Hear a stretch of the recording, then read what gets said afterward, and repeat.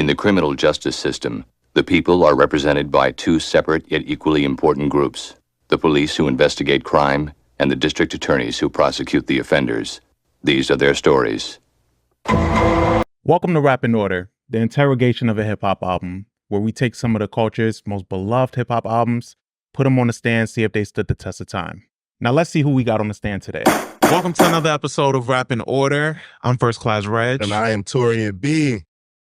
Feels good to be back. Yes, back from our summer break, man. Yeah, which also goes to show how fast this summer flew by, man. Yeah. We had some good times sprinkled in there too. How was your summer? It was good, man. The month of August it wasn't really a summer vacation for me because Law and Order started back filming like immediately, and I had to finish up Godfather Harlem. So I had to work 2 shows. Mm-hmm.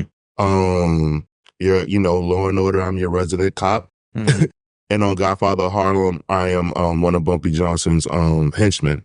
So Godfather Harlem, this is season 3 or 4? 4. Okay. This is season 4. So they just wrapped filming a couple days ago.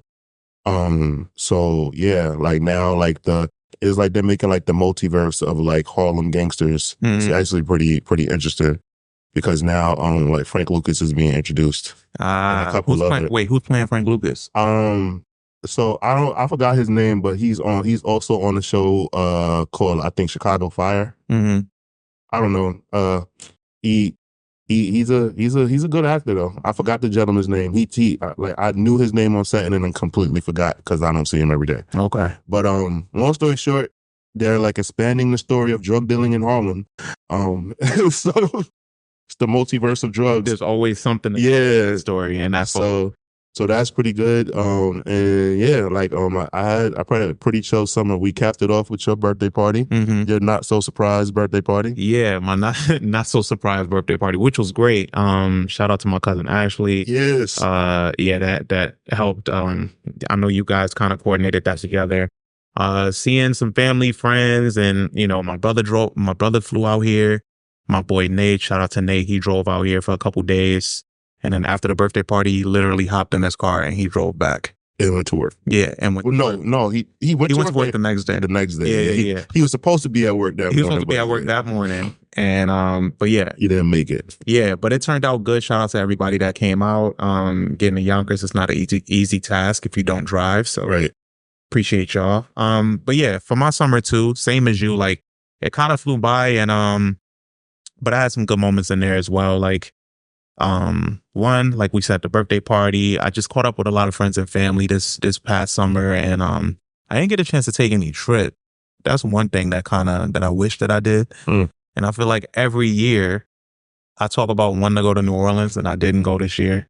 So I'm still trying to find time for that. Maybe at the end of the year. I don't know. It is cool to go during the colder months because it's warmer down there. Mm-hmm. Like going in July is different, bro. I spent 2 birthdays in July in New Orleans, and the heat is different.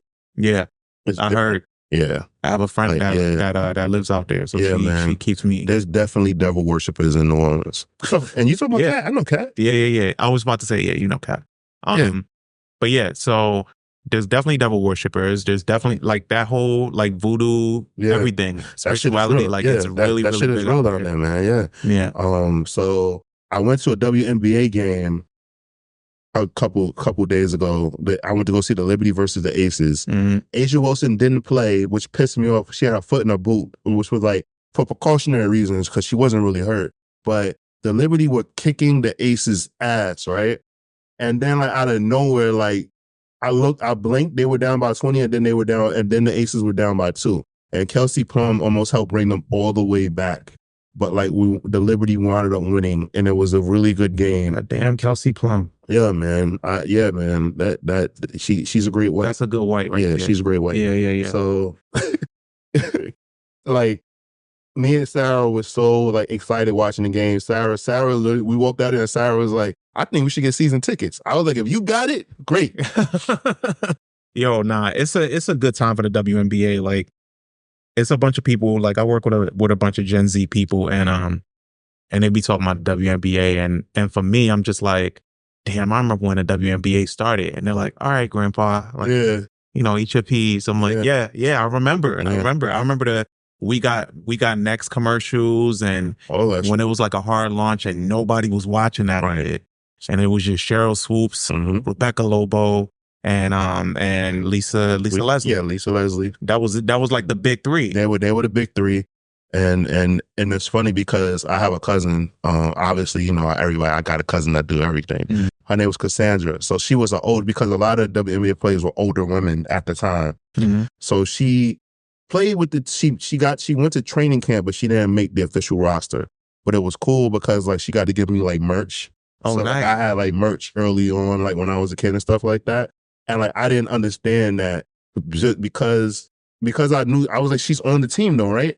And I didn't understand that she didn't play, like she wasn't gonna like be like in games and shit. Got you. So like, I kept telling my friends like, yo, she play, and they was just like, well, where is she at? And I was like, I don't know, maybe she's hurt. And then like my grandma had explained like she got called up to work out because, you know, she's a good player, like she played ball overseas, but she's not gonna be like playing with Rebecca Lobo. So then I just had to like, I was like, well, I'm not telling my friends that. No, like, I was like, they don't need to know all that. yeah, I'm like, I'm just gonna say she got traded to a team that don't be on TV. Then fuck that shit. But that's yeah, way easier to tell. hell yeah. But that was actually like a pretty cool experience then. But yes, so that happened. Thomas came up here for a little while. That was I didn't get a chance time to see him, man. Yeah, man. Thomas is the little homie, man. He's really maturing and growing up and everything. Like you that. when you sent that video of him testing out or driving. What did he drive that day? Porsche. Yeah, him driving. I'm like, bro. Like I remember when Thomas.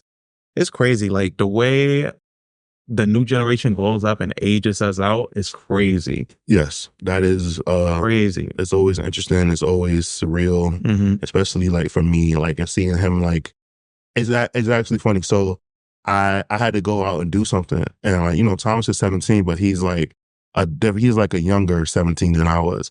But long story short, like he was like, hey, I'm gonna go see Najee at her shop. I was like, okay. So he goes to my god sister's shop. He goes see Najee. So then like I don't get home till like 4 hours later. I come home, he's not here. So I'm like, what the fuck? Like, where's he at? So then I'm like, I check his location and I'm like, yo, dogs, like, what are you doing? Like, what are you doing downtown? And he was like, I forgot that like he's made friends up here. So like, he hit up his friends and like they just took him to do shit. And like he knows how to like, well, his friends helped him like with like taking the train and shit like that. But like also he's 17 years old. Yeah. So it's like even if like let's say like he didn't 100% know, he's 17 years old. 17. When I was 17, like I was traveling, but like I was a what is it called? A key what kid? I forgot what a key latch kid. Okay, latchkey kid. A latchkey kid. Yeah. When I was younger, so like I knew how to like ride the train and stuff like that because my mom had me when I was 17, but she had my brother when she was 38. Okay. So that's like the difference like of raising. So like with me, like, you know, it was like a lot of like a lot of testing out. But like with my little brother, like it was a lot more traditional, proper thing. So it's not like a bad thing, but like we're also used to like coddling Thomas and like sheltering him. I'm like almost freaked out. But then I had to think like he's 17 years old. He's fine. Yeah, if he needs me, he'll call. Yeah. And I have his location on my phone. Yeah. Like it was actually like pretty cool because I'm like, when I was 17, I would just be like, I'm going outside, and then just come back at night, like or whatever, like that, like, and not give it. Like I'm like, Thomas, let me know when you leave there. Like I'm like, oh man, look at me. He's probably so annoyed with that. Yeah.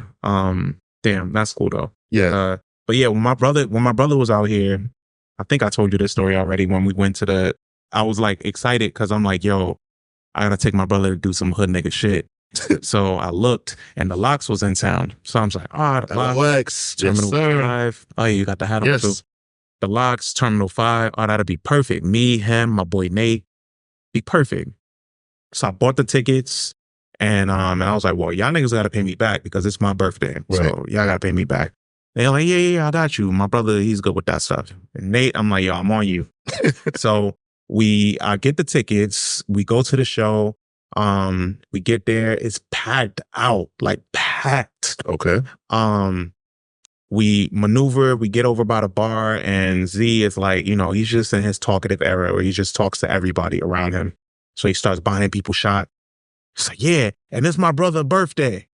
yo, come, nigga, come say hi. I'm like, I don't know them. Like, I'm here to watch the Lux. Hey, man. Right? So go over, saying hi to people, buying drinks. So Nate gets really drunk. He gets so drunk to the point where God damn it, Nate. he's like, he starts walking toward me. I'm looking at him, I'm like, yo, you good? He's like, yeah, I just need some air. I'm like, all right. So he's walking and his hat just going slowly down into the crowd. I'm like, all right, we gotta go. But at that point, the Locks came out. They did maybe 2 songs, and then LL came out. Crowd goes crazy. LL just did. I could tell that LL was just in the neighborhood or that he was just in town. So they was like, "Yo, just come out, do a song." Because 4-3-2-1 has no connection to them. He just came out, did 4-3-2-1, and left. And that was it. He was like, "Yeah, shout out to the Locks, whatever," and just dipped. So I'm watching the show. I'm like, this is fucking great. Nate gets too drunk. We go outside.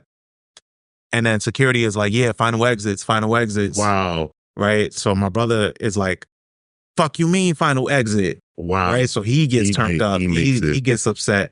And they're like, well, yeah, you leaving. He's like, all right, well, y'all ain't got to say it like that. I'm like, my nigga, they just telling you the rules of the venue. We already outside. We looking for Nate. Nate down the block, just stumbling. I'm like, yo, as a unit, we look crazy right now. We just got to go. We have to leave. And so I couldn't even enjoy the rest of the show. That was tight.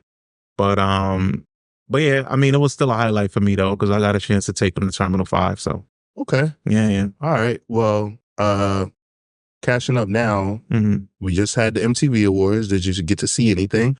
I saw some of it, even though, I know we'll probably get to the Kendrick stuff. Kendrick kind of took the air out of it. Okay. But I saw some of it, and Glorilla's performance was great. Yep, even the outfit malfunction. Yeah. She was like a pro. She still killed it. Her performance was great. LL's performance was really good. The whole legacy part of it that he had was great. He put on like 10 to 12 minutes of a show of just a medley, and then brought out Public Enemy. Yeah. There was some good highlights. He's definitely I like having LL be our representative. Like I'm realizing now, you remember when we were younger and we watched MTV Awards and they would have Van Halen come out and Kiss, and I was in the process of learning and understanding the importance of rock and roll and rock music then, and seeing what MTV was doing and still seeing those legends, right? And I was like, yo, these motherfuckers is old. But it's they were they're legends in their genre of music. So they will have them come out and shit. And I'm realizing in hip hop now, we're seeing our legends be old, but actually look good. Cause at one point, some of our legends that we would see, we would be like, damn, I remember the first time I saw Grandmaster Caz, people just they said he was one of the first great MCs. And no disrespect to Grandmaster Caz, but I was like, damn, I assumed he would have, he would be all right. I have so much money, but obviously because deals were terrible back then and stuff that. Yeah. So now, and I believe they got his shit straight now, but seeing LL look so great and so youthful and young and shit like that, is a great feeling. You know what I'm saying? Shit, even seeing Flavor Flav get himself you know what I'm saying? Right now, I feel hip hop is being represented really well. Our legends look great and they're being presented and they're entering pop culture and it's normal to see them. So seeing Snoop Dogg host the Olympics, Flavor Flav just popping up places and shit that. He had a huge part to play in the Olympics as well. Exactly. LL doing what he's doing, right, and promoting this amazing new project that we'll talk about. So, obviously, other than Eminem, pretty much kind of being just Eminem, just being that elder statesman and stuff like that. He had a cool performance. He had a callback to 99 VMAs and stuff like that, with all the Slim Shadys. Well, I'm sorry, no, that was 2000. Probably 2001. 2001, yeah. It was 2001, yeah. March Mathers LP was 2000. Yeah, so 2001, yeah, when he redid that was pretty cool. I saw Megan hosting it, and apparently this was one of the most watched VMAs in 6 years. Yeah, I did see that stat that she posted. But it was funny though, because before she posted that, people were saying that viewership was down. So I don't know what to believe. Right. Yeah. You just never know. Rock Nation is clever. Yeah. People just put out stats, man. I don't know. Okay. Mm-hmm. And like you said, Super Bowl halftime show was announced. Mm-hmm. Kendrick Lamar was announced. We saw we saw the little commercial that he had. You know, it had some of the stand in front of the American flag and like let us know ain't no round twos. You know, a lot of imagery, and then people realized that it was in New Orleans and Lil Wayne would not be performing, and all hell broke loose. Yeah. So it kind of became like this. It kind of became this thing that should be being celebrated because this is the first solo rap artist to have the Super Bowl halftime show. Mm-hmm. But then it turned into who deserves it more. Mm-hmm. I don't know. I'm fine with Kendrick, and I would have been fine with Lil Wayne, and I understand why people would have wanted Wayne to perform, but I don't think that So sometimes I think that sometimes people got to take things gracefully.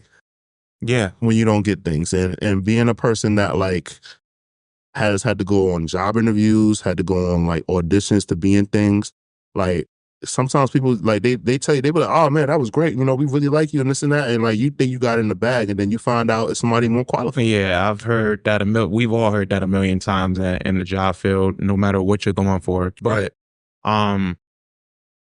I don't know. Like, so when this whole Super Bowl thing was announced that it would be in New Orleans, the first person that I thought about for this year is Wayne. And I think, people have been saying like, oh, this is not the first time that it's been in New Orleans. What about in 2013 and blah, blah, blah. And that's true. But I think when you think about the alignment of Jay-Z and the Super Bowl, quote unquote, being hip now, or us getting the look that we never had before, I guess with New Orleans next year, it just felt more possible that it would be Wayne, right? So I don't want to call people crazy for thinking that, because when it was announced, I thought about Wayne. I was like, oh, that could just be the nice cherry on top. It's not that it had to align with every city being somebody from that city. That's ridiculous, right? But it just felt like it should happen that year. Now, that's not to take nothing away from Kendrick, because I know Kendrick is going to put on a fucking show. Right. We all know that. And then it turned into people not only throwing shots at Wayne, but disrespecting his legacy. That was the thing that was a little annoying about it. Yeah, I saw both I saw a lot of that on both sides. I think, and then like, conspiracy theories, it just snowballed. And my thing is that I really enjoy the Super Bowl halftime show. So being a person that like has watched the halftime show and had to sit through watching The Who and Maroon 5, like I think that we should just be happy in general. And I have this one thought. I hope that, however, because Wayne is known for throwing tantrums and saying things, I'm hoping that the reaction or the backlash that happened in the news doesn't stop him from being considered in the future. I hope that video that he put out doesn't stop him from being considered in the future. That whole I'm broken, I'm just putting myself back together, that all was just theatrical and performative to me. I don't think he should have did that. Listening to the Joe Budden podcast, something was mentioned that I never thought about, because I always assumed that like he's being handled by G Robeson and like hip hop, and Cortez and Mac Main. I always think like that's his management team, but he's gone through different management over the years, and I think that he was just mishandled, because Wayne never goes like Wayne never talks to us. Yeah, like Wayne just gives us music, and like we might like hear something from like an interview that he does that he looks like he's being forced to do. Yeah, it looks like Wayne never wants to talk to anybody. So all of a sudden, like he's on like like if somebody from an artist like Nicki Minaj, who always goes on IG Live, is always talking on her social, always talking to her phone, that's normal. Wayne making that post didn't look normal. And I guess this is just me being a conspiracy theorist or whatever like that, but I think that Lil Wayne should have, if his team was, his handlers and his team should have gotten him an interview with somebody, a journalist that could properly get it out. Obviously, Elliot Wilson is right there. The Breakfast Club is right there. Shit, Big Boy out in LA is right there. Cosmic Kev is right there. Yeah. Like, there's places that he could have went to speak to somebody and like get out his opinion, because that just didn't look right. It could have just been a tweet. He could have just been like, yo, shout out to Kendrick Lamar. Like, you know. Yeah, you know what? Looking forward Even simpler. I'm sorry. I'm thinking like all the strategic shit, and you just said it right. Just been a tweet. He could have just been like, yo, like, it sucks that I won't get to do it. I was looking forward to it, but Kendrick is gonna kill that shit. Yeah, like that's it. That's it. That's all he had to do. But and like that's what I'm saying. Like I think like they just wanted to play into into the fans and everything like that. And it's like Louisiana Fest is sold out. So now like, you know, that's probably going to be like his like best performance like he's ever done. It should like be. I'm pretty confident about that. And I'm just like, all right, like we got that coming up, and I'm pretty sure like he has like more like shows and stuff like that on the way. But I just hate that, you know, it sucks because it's like Kendrick Lamar looks up to Lil Wayne. And I think that it also sucks because I really like, you know, now like all these clips are coming out. Jay-Z really didn't want to get into having artists perform in the city that they're from. And he talked about that in that first press conference that they had. Launch of it, that question was asked, and he said like, I don't want to get into that because this is the results of it. And it sucks now because like they gave that look to like Dr. Dre. So now people are using that as an example. As an excuse, And it's like, damn, but it's like, that was the theme. This year's theme is Black music. Like, you know what I'm saying? So it's just like, what the fuck, man? Like, you know, like, if they gonna keep it up and we gonna get like artists that we don't want to see and shit at the fucking Super Bowl halftime show. I'm not gonna disrespect no artist and like say the artist name that I don't want to see, because I think that's kind of fucked up too. I'm trying to get out of doing shit like that. But there's artists that we don't want to see that they will absolutely like, you know what I'm saying? Matter of fact, I got somebody out on this. We're gonna fuck around and get Logic at the Super Bowl halftime show. And then people gonna be like, damn, I miss when Jay-Z did this shit. Yeah, man. Like, you know, that's like we gonna fuck around and start getting people that we really not fans of. We gonna start getting somebody like Tim McGraw again. Yeah, the community just so indecisive in general to this shit, because when Jay-Z was called a sellout when this shit was first announced, that he was that he was aligning with NFL, right? And he's a sellout. Isn't that interesting? Yeah. That before it was, yo, he's a sellout, I'm not fucking with the NFL, but now everybody like now the tides have turned, and now it's like, why are you doing this? We want this person. Is like, I thought y'all didn't even want, like, you know what I'm saying, y'all people like being at the a part of it. Yeah, but you know, it's ridiculous. It's outrageous, stupid. It is. So last thing before we start, there's a lot of new music that's come out. Yes, a lot, right? A lot, yeah. So did you listen to Doechie's what is it? Alligator Bites. Alligator Bites Never Heal. Okay, Alligator Bites Never Heal. Yeah. Doechii is nice. Yeah. I saw her perform at Governor's Ball. And the reason why I went, so I know who Doechii is, but DJ Missile Mulan, who was a friend of ours, was DJing, and I went to go see her. I was like, oh, she's working with this artist. And then Sarah was like, oh, babe, like, she's signed to TDE. I had no idea. Yeah, because like we had an episode here when we were talking about who's gonna carry TDE, and I said Doechii, and I was like, yeah, and it just didn't click for me because I was just like, I'm not familiar with her game, because it was around the time that Kendrick, you know, he was gone, so we was like, yo, what's next? And I was like, yo, Doechii has been carrying the shit on her back. TDE, I 100% think that TDE is equipped to make her like the next big star, and I think that it actually makes sense to push her. Like, they already have SZA, so they know how to handle a female artist. And Doechii put out this amazing project. They got the formula, they got the blueprint. I think she's going. They're going to do. You want to know what's funny? Comparison is a thief of joy, but they're going to do with her what Rhapsody deserves to get. You know what though? Okay, I see what you mean, but it's not the same type of artist, because Doechii is all things. Right. She raps, she sings, she dances. She's more of an entertainer. True. But okay, I'm just saying Doechii's going to get a lot of recognition and attention and a lot of looks because it's I like also unfortunately, and this isn't nobody's fault, but Doechie's a lot younger. Yeah, she's 26 years old. Right. They've been trying to, and she talks about it on the mixtape they tried to box in her sound. Like she has a song like Boom Bap where she's like, I love Boom Bap. yeah, where she talks about how they try to box in her sound at TDE. And she had to like break out of it because they tried to compartmentalize her.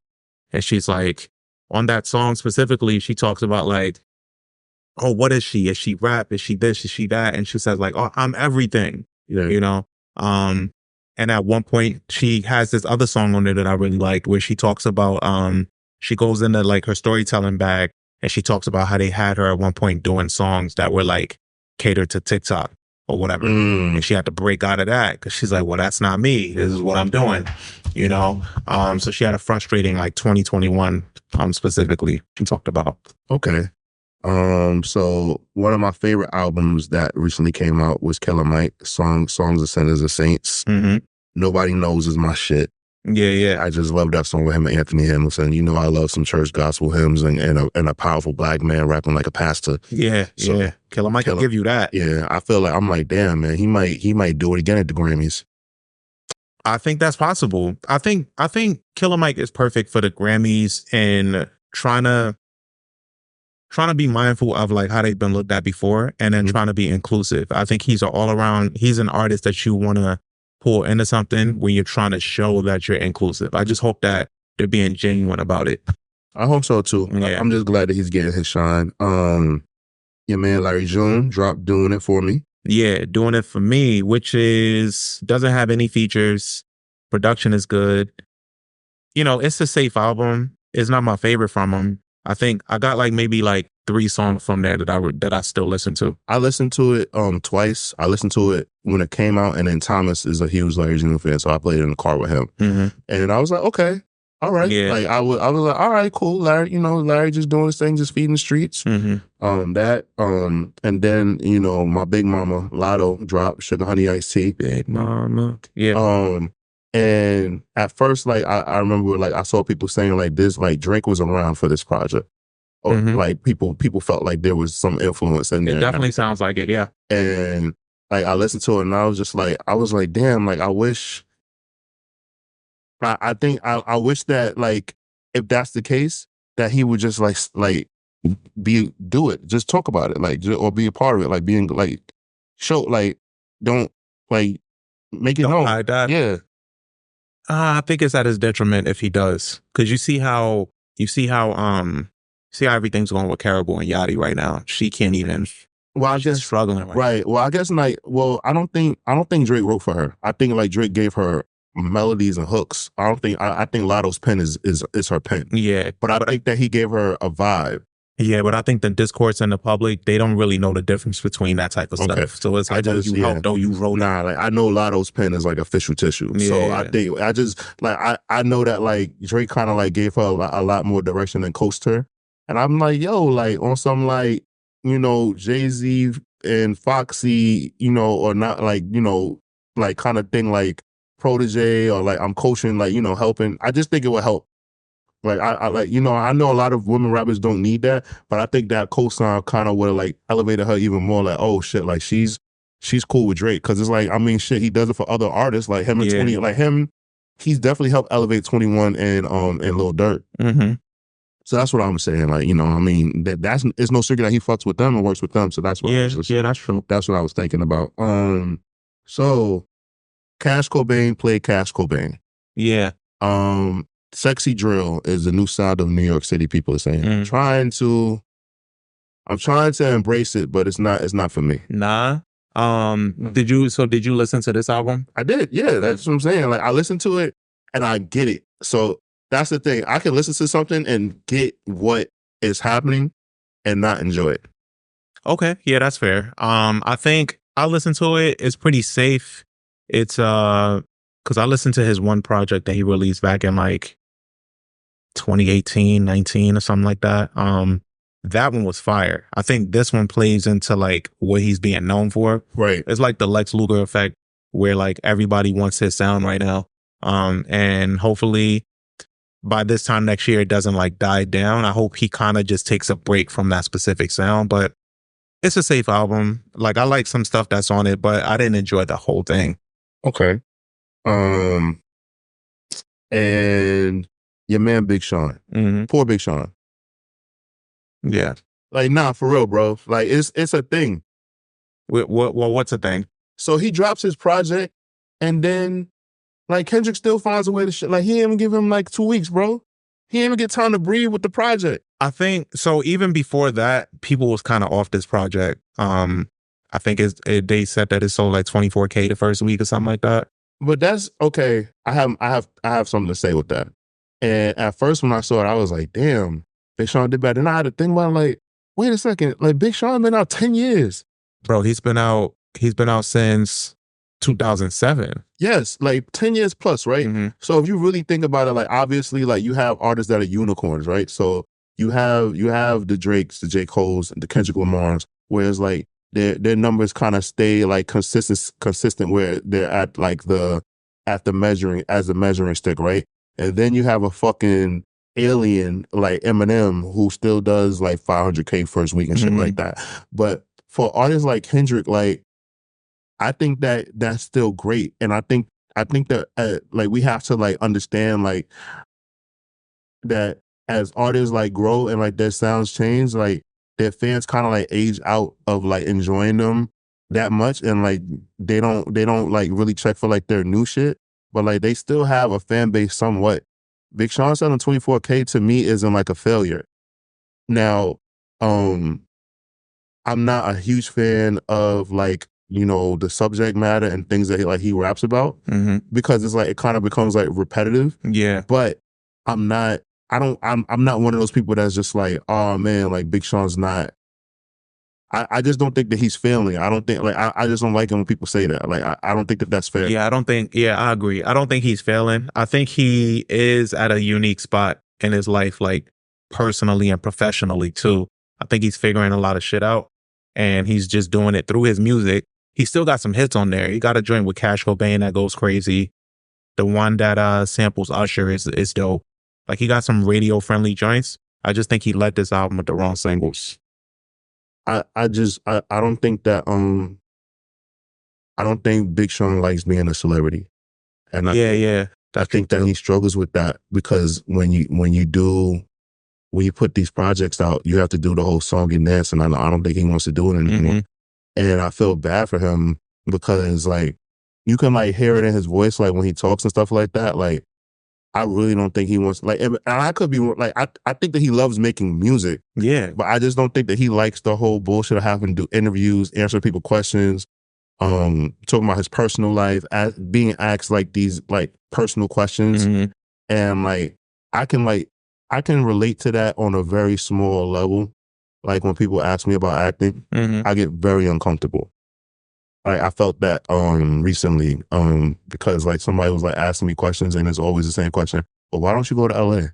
Well, why don't you do this? Well, you know what? You should do this. So I can see you doing this. Oh man, like, or how long have you been doing this? Yeah. And it was just like, motherfucker, how long you been doing your job? You own the company? But so what I'm just saying is like I genuinely feel like I can understand like what Big Sean is doing these interviews, and he's sitting there with these people and like they're asking these questions. He's like, yo, I put my like life into this shit. Like I'm telling real stories, and you're over here like asking me, do I give a fuck if Kendrick Lamar drops around the same time I drop this project? Yeah. I'm sorry that like I really got in depth, because I did not, when I talked about this Big Sean project, I found myself like I found myself over time making fun of Big Sean, because that's what everybody did. And then I was just like, I had to ask myself, I don't think that Big Sean sucks. I enjoy his music. I think that he's a dope person. I would love to be that nigga's friend. So I'm like, all right, so what the fuck is the problem? And then I'm just realizing like, all right, cool. Like there's some weird agenda going out, and I don't get why people feel that way. Yeah. And I really had to like ask myself that question, because I couldn't. I was like, yo, what the fuck is like not connecting? Yeah. Shit like that. I just wanted, I don't know. I'm sometimes I like self-analyze. Yeah. It did become a thing that just kind of just throw darts at him a little bit. And it sucks, because he is a good person. You know what I mean? And he puts a lot into his shit. Some of it just doesn't connect for some people, you know? Okay. And then, okay. Benny the Butcher dropped Summertime Book. Yeah. Oh, even before that, before Okay. we get into that, did you hear this Layla project? I did not. You familiar with Layla? No. Layla is Mos Def's daughter. Okay. Yes, I did. I Yeah. didn't know her name. Yeah. Okay. Yeah, Yes, yeah. I did. Sarah sent it to me, and she is a gorgeous young lady. Like, Yeah. she looks very moisturized. I just want to root for her because she's just like, she's hip hop's kid at this point. Yeah, and she is. And she reminds me of my niece, and I just want her to win. And her project is great. Her voice isn't all the way up to par, but her talent is there. Like she sang the whole thing. She did all the instruments. She did all the production. I think she even did some of the mixing. Like, she's incredible. One stop shop. She's learning. She's about to be out here. She's only 18. She's learning. A lot of people probably gonna, come go and probably lend her a hand and probably get. I'm pretty sure after this project and like the word got out, I'm pretty sure she got so many people that reached out to her that want her because they either were influenced by her father or friends with her father, or she knows them through her father. Like, I'm pretty sure she's gonna get like a lot. Yeah. She's about to be around for years to come. Okay. Yeah. Okay. Layla. Yes. Mm-hmm. All right. So also we got Summertime Butch, right? Yeah. Which kind of, I'm not like, because, this is the artist, we're going to do this artist project for today's episodes, ladies and gentlemen. Summertime Butch kind of like threw me off because it feels like Benny the Butcher, like he was ascending at one point, and now like it feels like he's like plateaued, and it seems that way ever since like this announcement that came out with Def Jam and this fiasco with that song that he had with Drake that got leaked. Oh, Buffalo, yeah, Buffalo freestyle. Mm-hmm. It feels like, I don't know, but like I listened to Summertime Butch and I'm just like, all right, this is the follow to Everybody Can't Go, which is like his major label debut. Well, Alchemist and Hit Boy. Right. I don't know. Like, I don't know. Like, it's just like weird. And like this particular project is like, it's a good Benny project, but like, I'm just like, is it enough? Yeah. Like, yeah, I think it's one of those. I took it as one of those, even the way that he promoted it wasn't enough. I think, I don't know. I can't tell how artists are releasing these projects anymore. It doesn't feel like they're putting their all into the release aspect of it. Right. And then being that Def Jam is like weird now. So I don't know. Yeah. I don't know. But it didn't feel extravagant. I don't think it was supposed to. It felt super low key. I felt like that was the intention. But at the same time, it's like, well, what's the point of this? There wasn't any like big production on it. And I think I even went to his page and I saw in the comments just to see how people were interacting with this. And somebody was like, yo, who are these producers? and he responded to them and was like, oh, like, I've already given y'all projects with A-list producers all the time. Like, it's niggas like you that don't allow artists to like switch up their sound and switch up trying new shit. And I was like, see, I fuck with that, because that's what it is. People look at his shit because they so accustomed to seeing Hit Boy, Alchemist, Deranger, and all these big names. He's given. I think he wanted to give people a shot from his hometown. Yeah. So this makes sense. We're gonna shift into the album here. Clean transition because we just talked about this gentleman.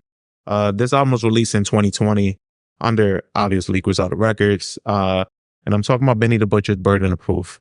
It was released specifically October 16th, 2020.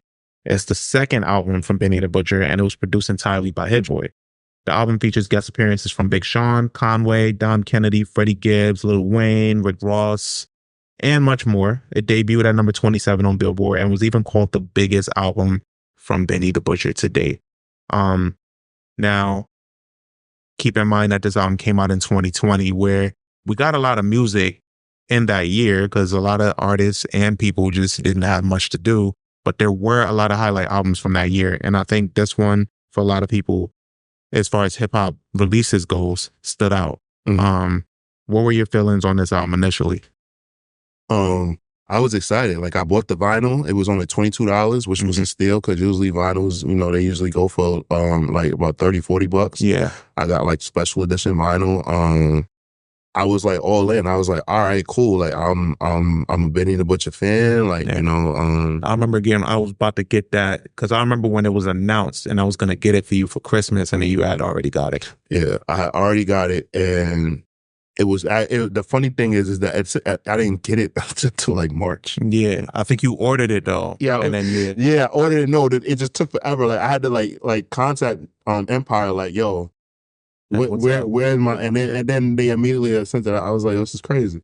But I was very excited for this project because I had a feeling that Benny the Butcher was going to lead the charge of kind of restoring a feeling that like I had like fell in love with when I really became like a Jay-Z fan when I was a kid listening to Reasonable Doubt. I think that Benny the Butcher kind of like catches the essence of like what Jay-Z was doing back then, the best of any artist that comes out that like is inspired by Jay-Z. Benny the Butcher like gets it like spot on and like kind of like stays there. So I was really excited to like hear this project.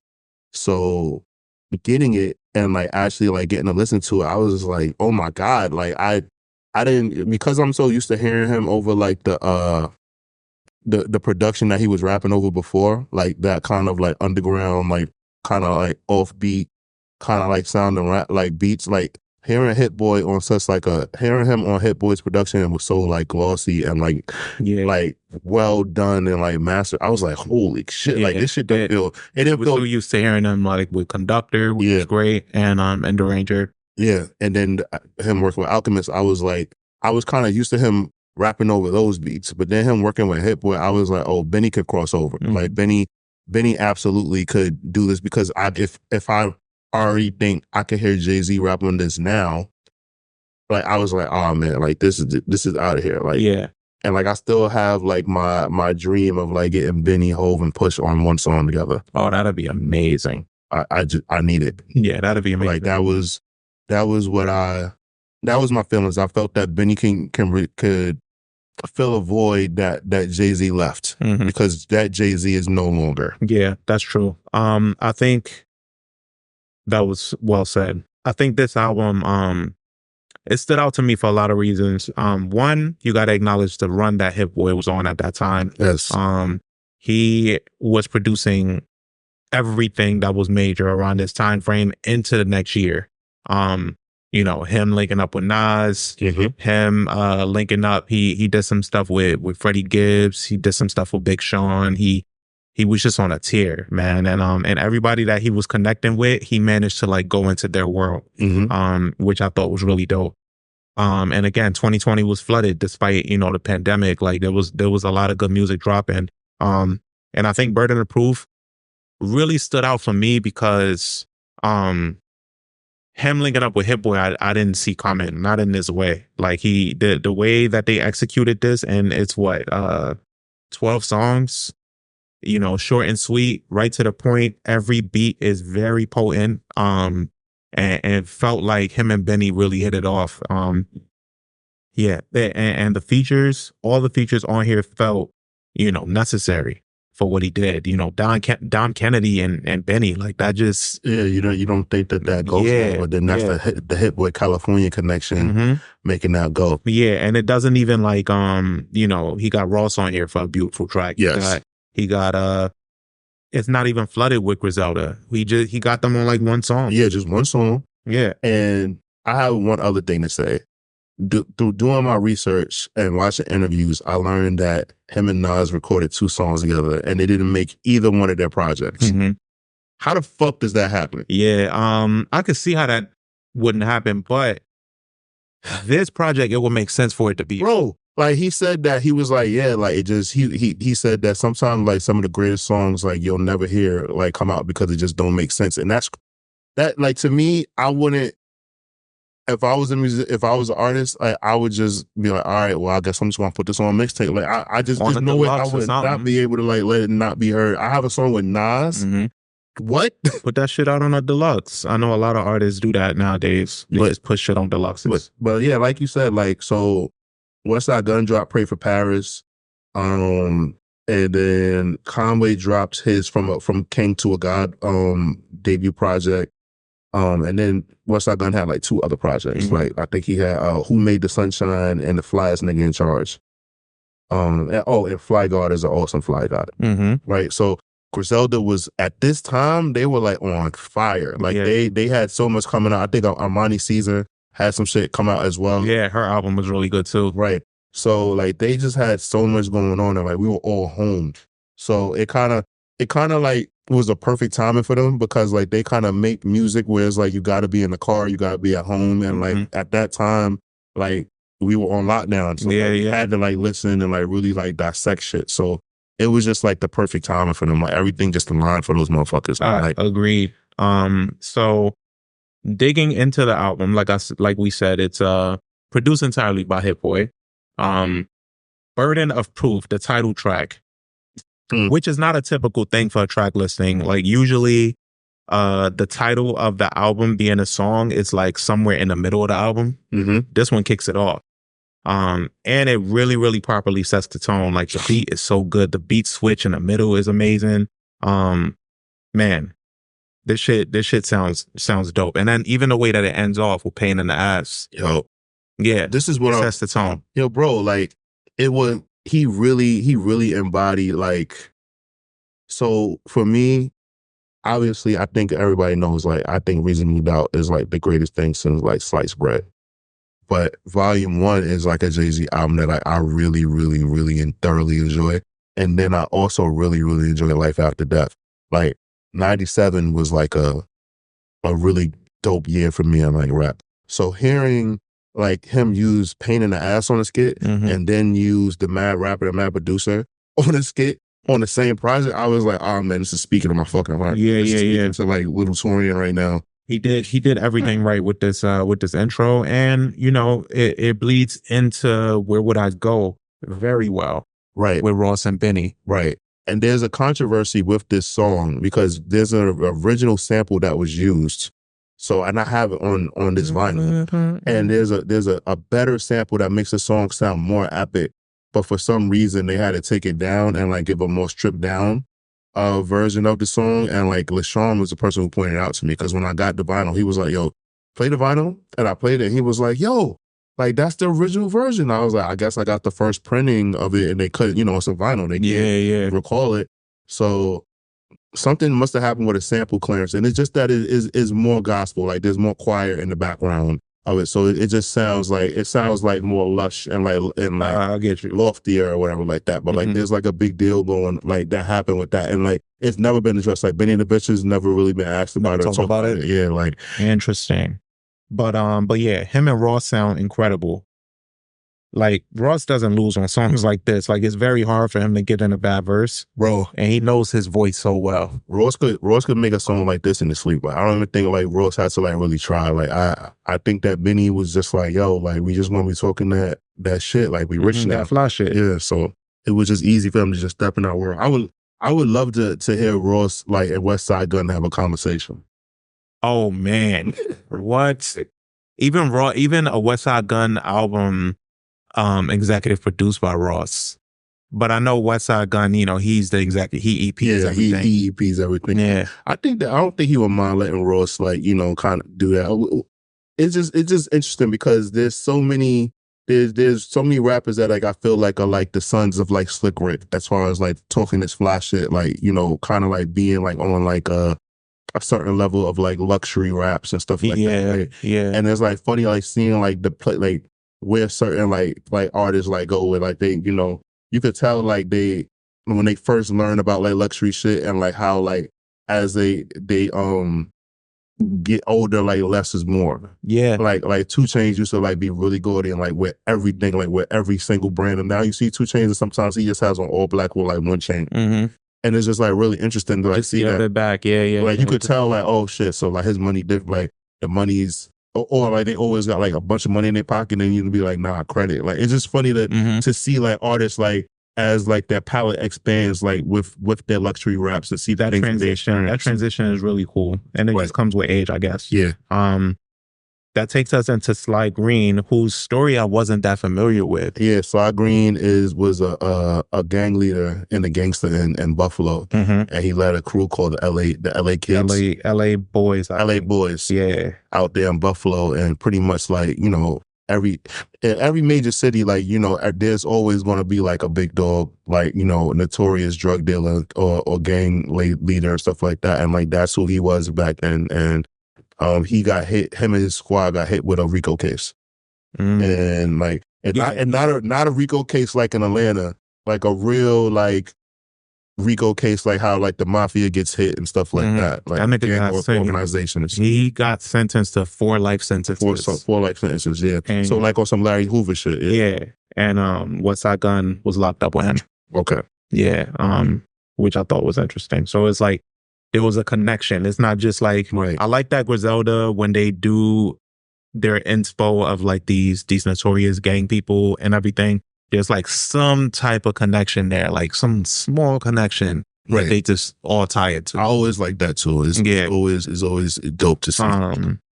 Man, One Way Flight features Freddie Gibbs. Man, when I hear this song, bro, it's like what could have been, right? We all know about Freddie and Benny not seeing eye to eye over the years. So I don't think we'll ever even get anything from them again, which is unfortunate because they work together so well. This song, when I hear this beat, is one of my favorite beats that Hit Boy's ever done. And I think it kind of reminds me of Ninth Wonder when I listen to it. It sounds like some shit Ninth Wonder would have did. And I think if I ever get a chance to talk to Hit Boy, I would definitely ask him like, yo, are you inspired by Ninth in any way, in any inkling? Is this song some type of indication of that? I'm going to ask him that, but because it just sounds like such a Ninth beat to me. Sounds like some Little Brother type shit. But yeah, man, the way that they killed this is great. It sounds like, and I love how Freddie's verse comes on. Like I said, fuck it, I wasn't going to do a verse. And I think he really didn't plan to do a verse. I think he just was going to do the chorus. For whatever reason, he did a verse and it just fits so well. It's fucking worked. Yeah. It worked out perfectly. Who you think got who on the song? You think Gibbs got the best of Benny? Nah. Gibbs' verse wasn't long enough for me to give him that. I think the song structure, like the way he dropped in and dropped out of it, was dope. But I don't think it was enough for him to, he fits the song really well. Okay, it was good, but it wasn't enough. Yeah. I get what you're saying. And I think this album takes a bit of a turn here, not for the worse or anything, but as far as subject matter, this is what ties me into the whole idea that I think Benny the Butcher is wrestling with. So like the next song is called Famous, right? It's a solo song. He talks about his accolades, the money, the success, but that isn't changing his perspective and the way that he is and being embedded in the hood and everything. And I think that's been synonymous for Benny the Butcher. I think, he suffers with this idea of like still being real despite having the success or moderate success, being signed to Def Jam, being from Buffalo where he's from, now having all this opportunity in front of him, but he still finds it very important to still be tied, right? And not necessarily acknowledging that he's leaving the hood. And I think that's something that he's been thinking about. So like on this second half of the album, he talks about that a lot. Yeah, I agree. Number one, this beat is hard. Yes. This beat is really, really good, right? I think that it's funny when I listen to Benny rap, I realize that a lot of the times, like he's kind of like letting people know, like, don't make me go back to the old Benny. Because I'll for my rep or for like who I am, like I'll ruin all the shit to remind you who I am. Yeah, or I'm not that far from that Benny. Right. I'm still that person. That's always what he's trying to assure people. So I think that's interesting. Timeless. Timeless features Big Sean Wayne. All right, so this is my one blemish from the album. Yeah, because I really did like this song when it first came out, and this beat has aged horribly. It's a good song, but it doesn't fit the album. Yeah. It doesn't feel it doesn't have that same effect for me. But I really liked this song when it first came out. And it's funny because he has an interview where he said that like Sean, like let him know like, yo, I owe you a verse. And I just found it. I'm like, what? Like, I wish that he would have like just separated it. Like I get sometimes like rappers, they be like, yo, I'm gonna do something that nobody would think will work or like or come together. But it's like I feel like he should have used the Sean verse for a song with just him and Sean. Yeah. And a Wayne verse with just him and Wayne. I remember when this shit was announced too. So the way that it was announced kind of affected this record too. So he announced it as like, I got this record. It features Wayne and a special guest. And everybody's like, oh shit, who is it? Who is it? And then it was Big Sean. And everybody was like, okay, you know? And it's like, you know, I fuck with Big Sean, but you kind of set him up for failure there. Because if you... Because yeah. Yeah. You said Wayne already. You said Wayne, exactly. So it's like, if you would have did that the other way around, people would have fucked with it more. I agree with you. I think he kind of presented that wrong, but I think like he already had the Wayne verse. Yeah. Because Wayne, I feel like as an artist, like if Wayne fuck with you, I feel like Wayne just got verse. He be like, yo man, just go in the hard drive. Yeah. And just take that one. Yeah. You know? New Streets. New Streets is dope too. It feels like a breakup in the album. Like it feels like a nice interlude. Short and sweet. It's a statement piece, I think, for this album. Yeah. And then it takes us into Over the Limit, which is some great placement for Dom Kennedy. Sounds like a beat he belongs on. Yeah, and like it surprised me to see how good it worked for them. Mm-hmm. But I realized it was the bridge was Hit Boy. Mm-hmm. He's like Dom works with Hit Boy, so it's like there was familiarity. So like it was able to like kind of like bring everything along. So like it just all Benny had to do was just go lay his verses. Yeah, and Dom like was able to just like do his thing, and like it wasn't like a clash or anything like that. So it worked. And then Trade It All, again, this kind of goes back to my point where I was talking about Famous. It's his struggle with the accolades. Mm-hmm. It's like, yeah, no matter what, I'll trade all this shit, you know. Like he has like this tug of war. Yeah, because I think it's like survivor's remorse. Because especially coming from like Buffalo, like think about it, like Buffalo is like a blue collar city. Mm-hmm. They're the forgotten city. Like you tell somebody you're from Buffalo, like think about it. Like most New Yorkers don't have to say like what part. Just be like, I'm from New York. But if you're from Buffalo, you got to say you're from Buffalo. Yeah, you can't say I'm from there. People are like, you're not really from New York. Yeah. You know, like so it's like they got like a chip on their shoulder, like. And it's cold, it's dark, and it's lonely up there. And like, I just think that a lot of shit just goes down up there. I know there's a lot of drug dealing and like the black community up there, like is rough. You gotta think about it. Before them, the only celebrity they had was Rick James. Yeah, and Rick James held it down. Yeah, he got the fuck up out of there. Yeah, he did. You know, so but Trade It All ties into Thank God I Made It, and that whole tug of war mentality that he has, you know, like being where he's from, but still seeing the silver lining of like coming from where he's coming from, but also being able to get out of it. Right. There's like that silver lining there, you know, that he leans into sometimes. Him choosing Queen Naija was really cool. Yeah. He said his girl likes Queen Naija a lot, so that's why he reached out to her. I don't know why I saw some recent pictures of Queen Naija. I don't know why people slept on her the way they did, man. But sometimes, you know, the problem is that sometimes with certain female recording artists, we don't see nothing until they stand up, like Tim's. Yeah, unfortunately. You know, we only see them like sitting down and shit. You be like, okay, she cool. Then they stand up. We be like, wait, goddamn. Yeah, y'all don't get it right all the time. Y'all just need to shut up sometimes. Cause Queen Naija, shout out to her. War Paint. That's the Crew Love song. Yes. You know, you got Conway, you got Benny, West Side Gun doing what they do. Yeah, they all did that thing. I found something like pretty interesting that their approaches to rapping. Like Conway raps, I wrote Conway raps like he can't believe that he's here. Like he feels like he should be dead. Like he shouldn't be like able to do this. West Side Gun like is kind of like he raps, or his approach to music is like, I'm supposed to be here. Like this was written. Like this is who I'm supposed to be.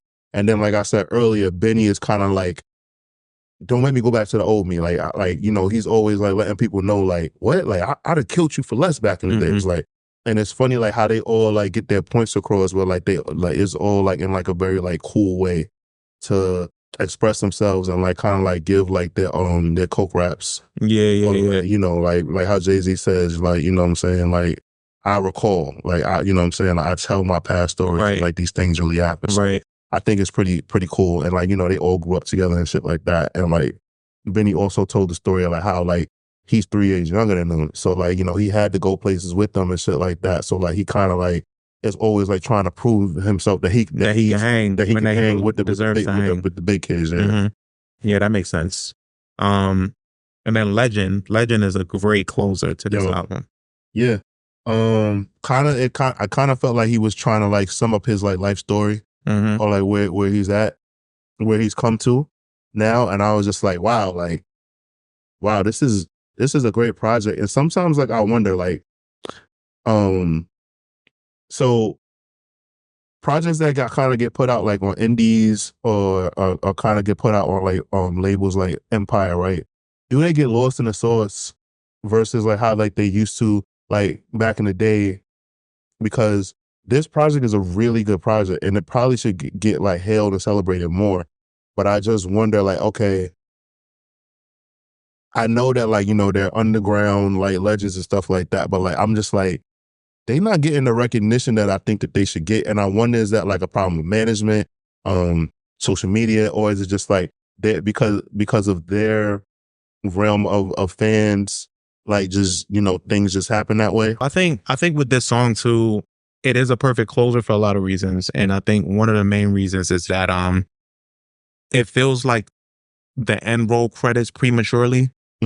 That's what this feels like. And I think that works in this instance though, because we just got to see what's next with him. So it left us off at a good note.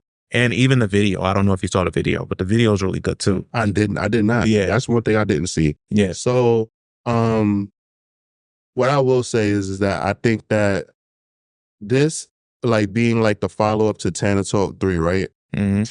From it's not the follow-up, but like this being like supposed to be in like his next big thing since Tana Talk 3, because of critical acclaim Tana Talk 3 got. I kind of felt like Benny did, like, Benny knew, like, he went back to the warehouse and was just like, all right, this is safe, like this is like the smart thing to do, and he did that, and he didn't really like experiment and like get out of his comfort zone. And sometimes like it's like a double standard, because it's like an artist will get out of their comfort zone and then like completely fail and not do well, right? Yeah. And then sometimes like an artist will stay in that comfort zone and it just works for them. So I'm not sure what I want from Benny, but I just was like, okay, like I enjoyed this project. Hit Boy's production was really good, so I'm going to not be too judgmental, because the album, like that, like there's very little flaws. Like there's 2 songs that I don't like on this project, so I'm just like that I don't need, that I skip, that I don't need to hear. Like they don't suck, they just don't belong. Like I feel like the album could have been a solid 10 tracks. Yeah. But yeah, that's it. Yeah, I think that's it for me as well. But let's get to your rating. I give this project 4 out of 5 waffles. Okay. I give the project 4 out of 5 waffles because, like I said, out of the 12 tracks, only 2 of them I just couldn't really like live with. But like I said, I enjoyed it. It was just something that I was just like, all right, man, like it's not like his best project to date, like a classic or anything like that. I just took it like, all right, like this is, this is a very solid project from Benny, and working with Hit Boy was something that like was a pleasant surprise, something I didn't know that I needed. Agreed. And I agree with the 4 out of 5 rating. I think, unfortunately though, I think they caught lightning in a bottle. I don't know if Benny is going to be giving me something that's of this caliber again, at least for a while. I get what you said. Yeah. So it was all at the perfect time. It was 2020. Hit Boy was starting an incredible run, so he had something to prove. Benny had something to prove. This was his second album. So like he had something to like, kind of shut people up that thought that he couldn't do it again. And I think they proved it. All around, this is a success. What I don't like on here is very few and far in between. Like it's a really solid piece of work. I think you know, and it stood the test of time pretty well. Okay. Yeah. Yeah. So that's our rating. Yeah. As always, we encourage you guys to revisit these projects and let us know what you think in the comments. If you agree, disagree, let us know. Keep the conversation going. I'm First Class Regg. And I'm Taurian B. We're out of here. And we're out of here. Peace. Guys, make sure you like, comment, and subscribe. Like, it's very important. We need more subscribers so we can just keep giving you beautiful people our great content every week. Dun dun.